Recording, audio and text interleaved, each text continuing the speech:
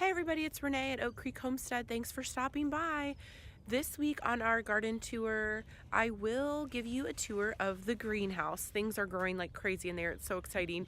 But I wanted to focus more on the plants that we have in the ground for spring, the different varieties we're growing, why we're growing them, what we use them for, what their health benefits are for, because I haven't done that.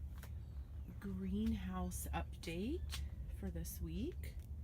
Everything that's growing in here looks amazing.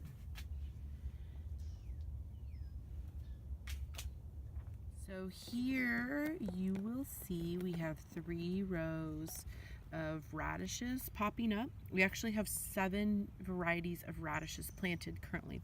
These 3 rows are your typical red radishes, small, small, maybe pong-sized ball,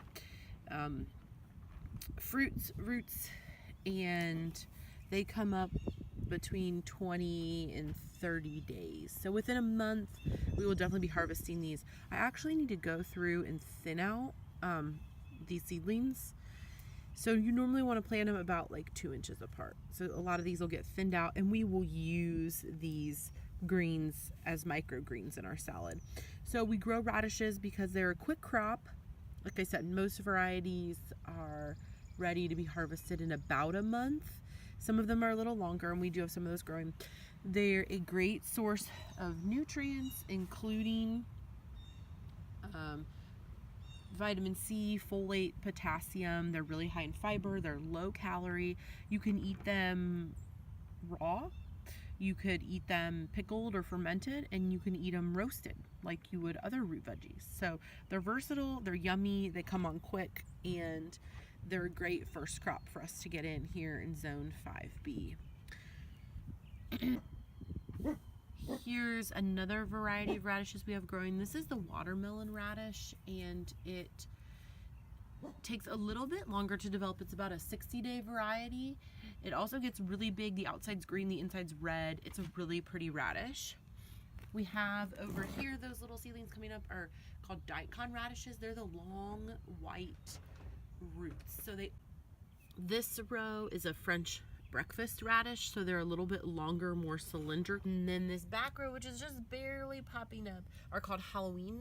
It's a Halloween mix radish seed packet, and they will be radishes that are black, gold, white, and purple.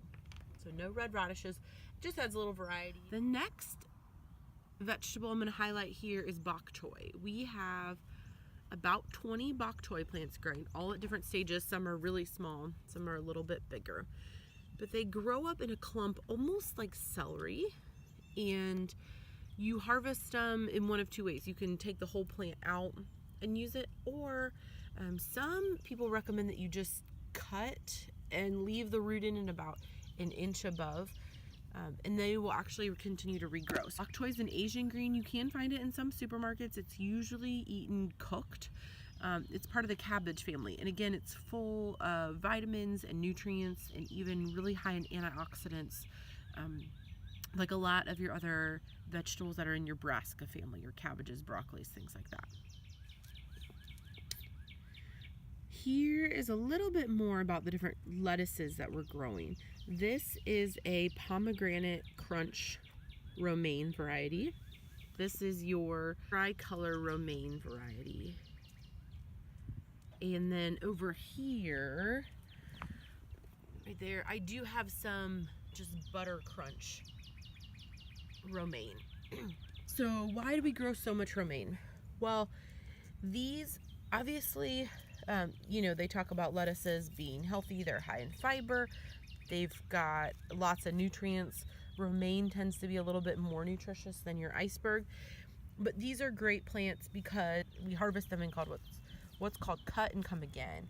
And so we will cut out some of these outer leaves, we'll let the centers grow, and they will keep producing until it gets too warm here. So it's a great early crop. They come up really fast.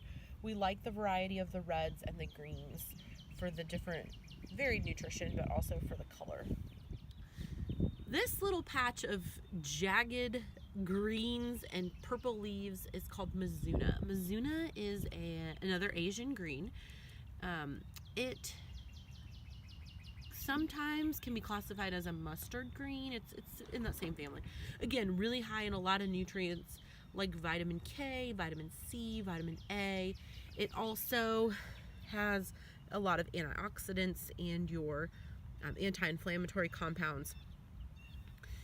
It's a little bit peppery. It's almost like an arugula type taste, and that's why we love it. It adds a little bit more flavor to our salads. You can also cut it and use it to like top pizzas or to top sandwiches, salads, all sorts of things. It's really yummy. And again, we harvest this like a cut and come again. So we will start to harvest this soon and just cut all these outside leaves off, and we'll let the middles continue to grow. So 2 other greens that we grow that you're probably very familiar with and easily recognizable is our kales and our spinaches. This is the variety of lakeside spinach. This variety of kale is a mix of Prism and Black Magic kale varieties.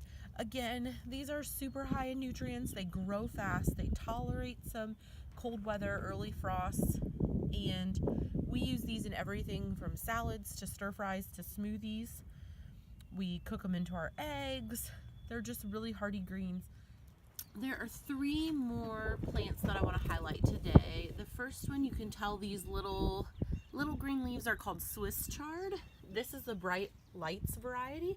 The cool thing about these seeds is they're actually seed pods, and so when they is actually related to beet, you can eat the stems, you can eat the leaves, you can eat them raw, you can blanch the leaves when they get big enough and use them as like sandwich wraps. You can use them in soups, to saute them. Use them for all sorts of things. They're really nutritious. Again, they're really high in all your antioxidant and your anti-inflammatory compounds, in addition to your basic, your vitamins. The next little seedling that we started that I want to highlight, you can tell some of them are actually getting some really solid leaves on there. These are kohlrabi. Kohlrabi is also known as a German turnip, but it is related to the cabbage family. It looks really cool when it's fully mature. The nice thing about these plants is that the bulb, the stems, and the leaves are all edible. The bulb you can eat raw, or you can roast like you would roast other root veggies. When you eat it raw, one of the more common preparations is like a coleslaw. So we're really excited to try that this year. But the whole plant is edible. It only produces 1 bulb, so that's why I have so many here. These are like a one-time harvest. I also have some more seeds of these started downstairs. But again, something totally different. You can't always find them in the grocery store. They're really yummy. They're really nutritious. And it's really nice to be able to grow them in my backyard. The last set of seedlings that I have planted over here are escarole. This variety is called Euro escarole. And escarole is sometimes called endive. It is a type of hardy green. When I say hardy, I mean you can pick it when it's small and tender and use it in salads as a green, but you can also wait until it's a little bit more mature and saute it, cook it, put it in soups. A lot of people use it in soups. You can saute it with garlic and put it in your eggs. Any way you use another green. It is. Okay, so I know I said those little seedlings were the last part of our spring garden tour, but this green makes me so happy. This is one of our raised beds in the garden. Last weekend we planted sugar peas. It was an old packet of seeds from last year. I wasn't really sure if it was going to germinate, but we have 3 little guys popping up. That gives me hope that more and more will pop up in this bed. So as I pan out and show you the rest of the garden, I just want to say this is all our new drip irrigation system that we're installing ourselves. But thanks for hanging out with us this week. Thanks for joining us on our garden tour. Thanks for being part of our journey.